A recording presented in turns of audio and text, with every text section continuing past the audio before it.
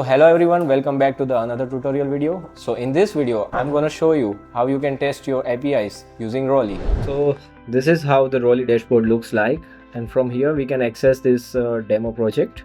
And as you can see, you can here access all the collection that you have. Let's enter this ID verification API, and here let's open this get enter folder.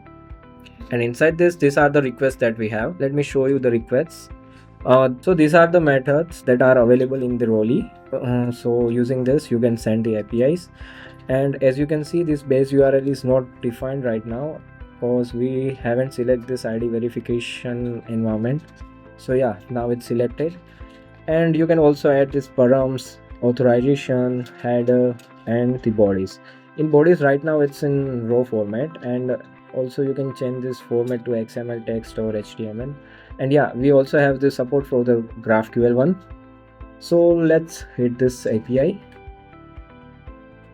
As you can see here, we get the response, and response is in the JSON format. You can also change this from here. You can also make it as a raw preview. And in body, along with the raw and GraphQL, we also have the support for the form data and XForm data. So this is how you can test your requests in Roley. If you have any queries, please let us know in the comments. Thank you.